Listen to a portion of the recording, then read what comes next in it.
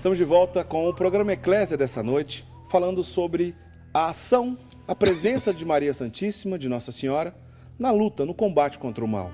Esse é o objetivo da nossa pauta, do nosso programa de hoje, é sobre isso que a gente quer conversar com o Padre Wander Maia, que está aqui do meu lado. O Padre Wander Maia é da Diocese de Santo Amaro, lá em São Paulo, Paróquia Verbo Divino, né? Paróquia Verbo Divino. Padre Wander. E em muitas oportunidades está aqui conosco.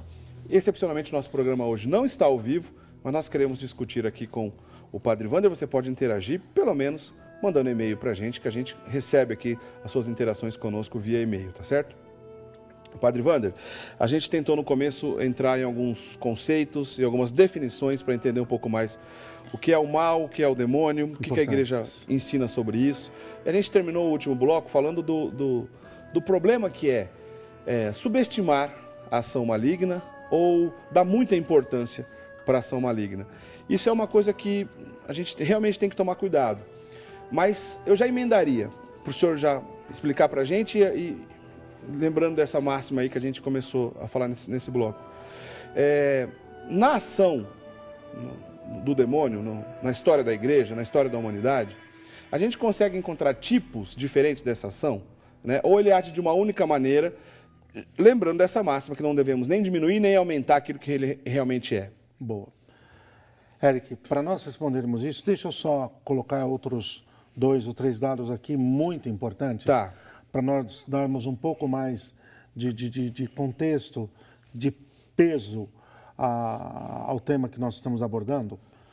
No Antigo Testamento, a existência do demônio praticamente não aparece. Certo. Após o exílio da Babilônia, já dentro da literatura sapiencial, ok?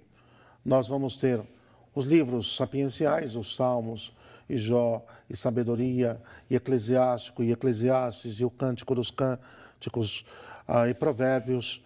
Dentro da literatura dos sapienciais vai surgir o tema da existência do demônio. Certo. Por que Deus não revela antes?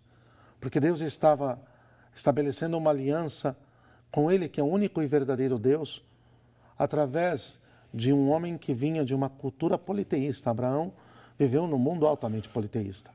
Depois da experiência do Egito, com o politeísmo da raça eleita no Egito, foi uma coisa dramática. De tal maneira que falar da existência do demônio naquele momento era trazer quase que a existência de um outro Deus. Certo. Geraria uma confusão enorme. Depois, quando a revelação avança e já estão muito purificados, aí é possível. Agora, sabe o Novo Testamento, Eric? O Novo Testamento, meus queridos, traz a existência do demônio, a sua ação, o tema de Satanás, 511 vezes. Nossa, 511 vezes. Pode anotar isso. 511 vezes. A gente não dá conta de que é tantas vezes assim, Está né? recheadíssimo sobre a existência e a ação do demônio.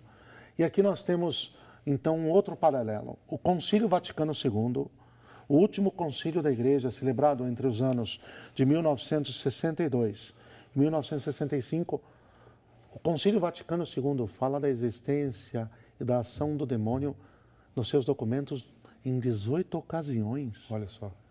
Quer dizer, por que eu estou falando isso? A Igreja não aboliu da catequese não a existência do demônio, porque aí vem os novos, não, isso está ultrapassado, e a ciência moderna, e nós estamos em outros tempos, e a Igreja, quem te disser, repito Paulo VI, que a Igreja não ensina mais a existência do demônio, desculpe, Eric, está mentindo, ok? Ou está muito na ignorância, muito equivocado, pode ser, ou mal intencionadamente, desonestamente está mentindo, ok? Agora, a existência e a ação do demônio na história se deu de diversas maneiras, até porque o demônio pode agir de forma pessoal, Eric, agir de forma direta sobre uma pessoa ou através de todo um sistema. Certo. Ok? Ele pode agir sobre uma pessoa individualmente ou até mesmo sobre toda uma nação. Sobre toda uma nação.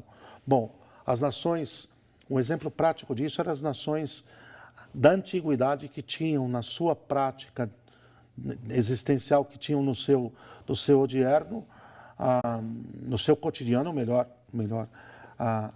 a prática da bruxaria. O Egito foi uma nação bruxa, o Egito foi uma nação rendida a Satanás. E com qual nível de entendimento? Tenha certeza disso. Pelo menos dos que engenhavam isso com um nível totalmente claro.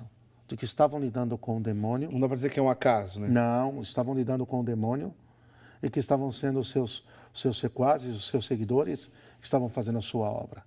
Então, a ação do demônio, historicamente, foi muito diversa. Certo. Um exemplo prático, o momento em que Herodes manda matar as crianças com menos de 2 anos para tentar atingir Jesus. É possível dizer que ali estivesse a ação do demônio claramente? Sem dúvida. Todos os elementos que estão presentes ali na atitude, na condução, na maneira como Herodes conduz a situação, se faz notar claramente que o demônio está por detrás daquela ação. Bom, tá, isso foi bem claro o senhor ter falado nisso, mas para a gente entender essa ação, né, de como isso pode ter acontecido na prática, para uma pessoa qualquer que não tenha grandes profundidades de estudos em demonologia, que é uma ciência. É uma ciência. É um campo da angiologia, né? Legal. É um campo da ciência teológica que se chama angiologia, e dentro do estudo dos anjos está a demonologia. Do ponto de vista prático, assim, nessa história, a ação, o demônio sempre agiu pela via da tentação, por exemplo? Ou é possível, é real ainda nos dias de hoje, a gente ainda tem notícia de possessão demoníaca? Então, Eric, nós temos que aqui dizer que, por excelência, em São Mateus, se aqui eu não me equivoco, tomara que não, porque não seria ideal, mas vamos lá, vamos dar uma confirmada. São Mateus, é isso mesmo. Em São Mateus 4:3, São Mateus 4:3, tem aqui a anotação, Jesus o identifica como tentador. O demônio é o tentador por excelência. O que é tentar? Tentar é buscar, ou dito de outra maneira, Santo Agostinho identificou o tentationem, o termo tentação, com provação. Certo. Mas aqui há 2 realidades distintas. O modus operandi, por excelência do demônio, é a tentação. Sua maneira predileta e mais corriqueira. Ele é o tentador, ok? Ele vai tentar o tempo inteiro. Tentar te tirar de Deus, tentar te tirar do caminho da santidade, tentar te tirar do caminho da virtude. Daquilo que o senhor falou no comecinho do nosso programa aqui, daquela ação no campo das ideias. Das ideias, do vender ilusões. Tentar vender, é isso, é oferecer ideias. Tentar aqui é oferecer ideias. E oferecer ideias que, diga-se, estão diametralmente opostas àquilo que é o plano de Deus. Certo. É a vontade de Deus. No fundo, o demônio, desculpem a comparação que eu vou fazer, ele quer transformar nossas vidas numa espécie de Hollywood. E não dá, Eric. Cá entre nós, meus queridos, não dá para viver a vida, a moda Hollywood, a base de Hollywood. E é isso que o encardido quer. Então, o seu modo ordinário de ação é a tentação. São Leão Magno, que acolheu pela primeira vez a definição do demônio como pai da mentira e a soleniza dentro daquilo que a igreja ensina, recordava que o demônio sempre tentará, e aqui há 3 momentos distintos na sua atividade tentadora, que inclui, lembrarmos que o último pedido da única oração vocal ensinada pelo Salvador, o Pai Nosso, o 7º e último pedido, vamos pegar a tradição do 7, é que Deus não nos deixe cair em tentação, ok? E na sequência ainda livrai-nos do mal, né? E livrai-nos do mal. Livrai-nos do mal, entendeu? Está bem claro. Livrai-nos não de um malzinho, não é de qualquer coisa. Livrai-nos daquele que veio para roubar, matar e destruir. Toda a luta do Senhor Jesus foi contra o demônio. Mas para a gente chegar no tema da Virgem Maria, vamos acelerar isso aqui. Bem, o demônio tenta, ok? São Leão Magno dizia, ele tenta, tem que parar aí. Se for para o campo da atração, a queda é fatal. Certo. Se ele atrair, caiu. E se caiu, Eric, aqui nós teremos as 2 ações extraordinárias. Vamos tentar codificar um pouco isso. O senhor já colocou, então, a tentação ordinária. Ordinária. E quais são essas ações extraordinárias? A infestação, dominação ou até mesmo obsessão. São sinônimos. Ok? São sinônimos, as 3. Vamos ficar com a primeira, a infestação. Infestação, ou a possessão demoníaca. Que é o segundo dessas 2 de maneiras extraordinárias que ele pode agir, que o senhor estava dizendo. Perfeito. Ok? A infestação é sempre uma ação perturbadora, Eric. Certo. Externa e internamente, mas onde ele ainda não tem domínio sobre nós. Tá, é mais forte que a tentação, mas a gente não está dizendo de uma possessão ainda. Não, bem mais forte que a tentação, porque ele já começa a influxionar. Ele começa a ter campo de ação muito maior do que é na tentação, Certo. mas ele ainda não tem o que se chama de domínio sobre o nosso corpo e nem influência direta sobre a nossa alma aqui, ok? Aqui, nesse caso seria então a possessão, é A isso? possessão. Quando tem um domínio sobre, vamos dizer, sobre as nossas faculdades. Então, eu sempre falo isso para as pessoas, quando você vai para o aspecto prático, facilita um pouco. Tá. Eric, no momento da confissão, eu já vou chegar aqui. Tá bom. Então, a infestação ele vai perturbar o tempo inteiro. Ele vai perturbar externa e internamente. Vai perturbar criando miragens, vai perturbar criando vozes, vai perturbar os nossos sentidos criando ilusões. Ele está infestando. E além do que, a infestação pode ser local. Olha isso, Eric, pode ser local, sobre a natureza animada inferior, os animais, ok? E sobre a natureza inanimada, a fauna e a flora. O demônio tem como manipular. Olha só.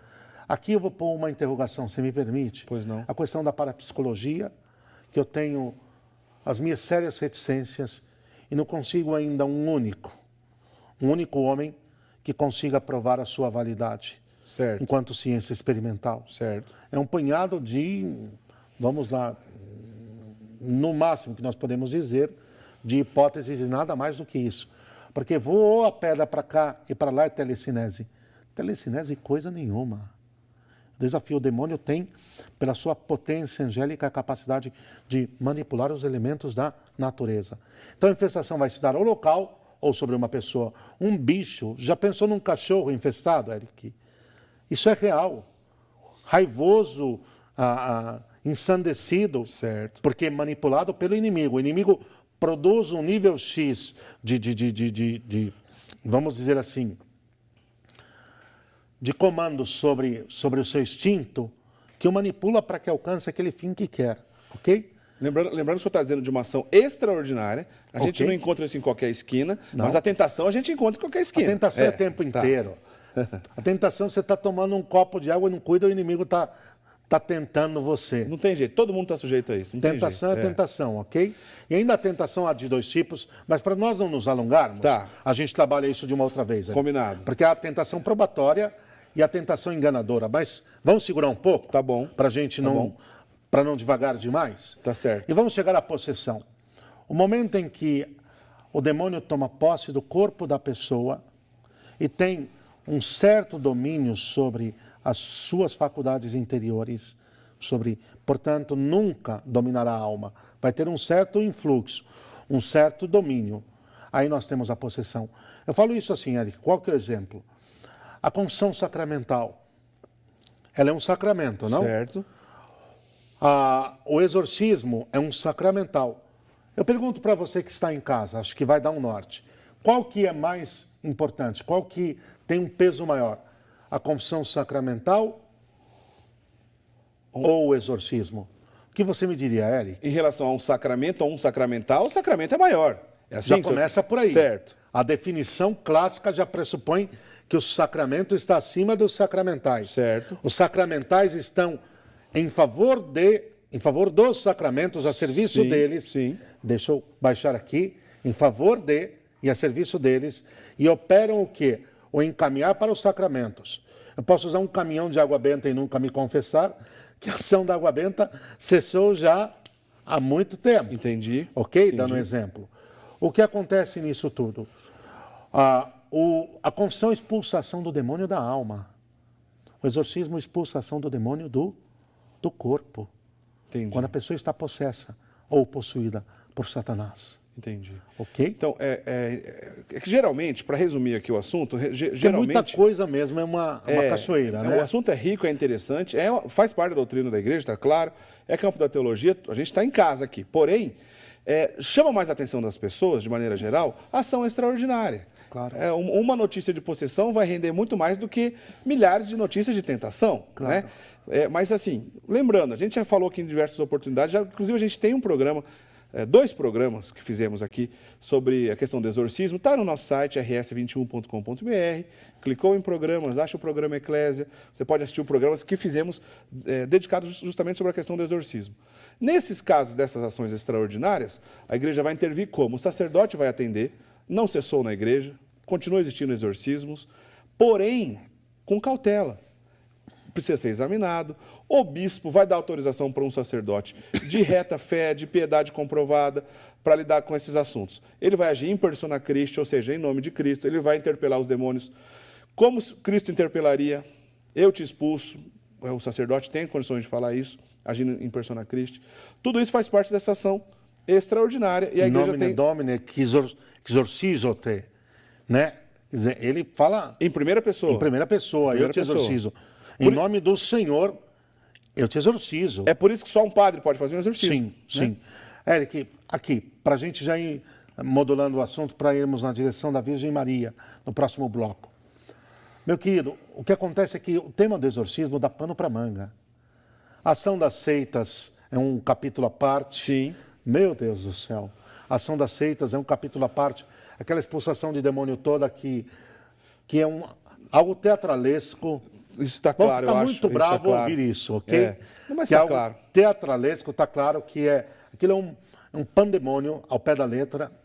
Agora, tem um detalhe, mexe muito com a curiosidade. Sim, mexe Você mesmo. tem um tema, eu sou pároco, sou padre, vou completar 15 anos. Você tem um tema que mexe com o imaginário popular, com a fantasia do povo, é como o demônio age na vida das pessoas. É a questão do exorcismo. E eu posso acrescentar uma coisa aqui, Eric? Quem não se lembra, na década de 70 se produziu aquele filme, O Exorcista. Famoso. Cujo papel principal foi interpretado pelo Max von Sydow. E o Sydow encarnou muito bem a pessoa do padre. Eu brincava que, quando eu chegasse a ser um padre ancião, eu queria ter aquela gravidade que ele mostra ali na encenação. Sério, grave, quer dizer, passa uma respeitabilidade extraordinária. Mas o filme é um pastelão. Sim. O filme devastou com a gravidade e a seriedade do tema do exorcismo. Tem uma série de erros doutrinários, mostra que não foi buscada nenhum tipo de assessoria séria sobre o tema para produzir um filme com relevo autêntico, com relevo histórico, com fundamento na verdade, na realidade. E aí, claro, o tema do exorcismo caiu no gosto popular, mas caiu de uma forma fantasiosa que faz acontecer aquilo. Uns negam e outros exageram. 2 erros crassos. O padre Gabriel é morto e hoje ainda lia. Fala isso. O padre Gabriel Morto é o principal exorcista do Vaticano. Foi por muitos anos, já é velhinho, está se aposentando, porém ele está em atividade. Está em atividade. Tá batendo no encardido ainda. Está batendo no encardido. E muito bem. Então, quer dizer, uns negam, os céticos negam, e os exagerados aí atribuem como se fosse uma espécie de quarto, quer dizer, de um outro Deus, né? Sim. Quarta pessoa da Santíssima Trindade, nunca. Mas de um outro Deus. O que acontece nisso aqui?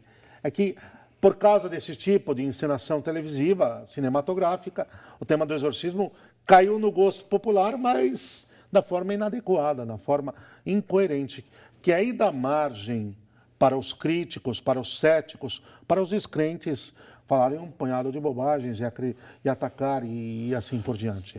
Isso realmente dá pano para manga. Foi importante falar isso. Eu acho que é importante, nossos telespectadores, quero insistir aqui, assistam os programas que a gente trabalhou aqui em outras ocasiões, foi com o padre Guido Montinelli. Porque detalhou mais, né? Exatamente, sobre a questão do exorcismo. Foram 2 programas, então lá está bem explicadinho. A diferença entre essas ações extraordinárias, da oração da libertação, por exemplo, que não é a mesma oração em persona Christi, que só o padre faz, autorizado pelo bispo. Por exemplo, qualquer batizado pode pedir em nome do nosso Senhor Jesus Cristo, invocando a Virgem Maria, para que seja livre do mal ele e a sua casa, a sua família. Não estamos dizendo da ordem direta para o demônio, como faz no exorcismo. Bom, mas tudo isso, se eu fosse você, eu assistiria lá no nosso site, porque esse assunto é rico. O que tudo isso tem a ver com Nossa Senhora? Olha, tem tudo a ver, mas a gente não poderia partir direto desse ponto onde chegamos agora, porque precisaria percorrer esse caminho que percorremos. Vamos fazer o seguinte, a gente vai para o intervalo e a gente vai direto ao assunto de Nossa Senhora a partir do bloco seguinte, tá certo? Não sai daí, a gente volta já já.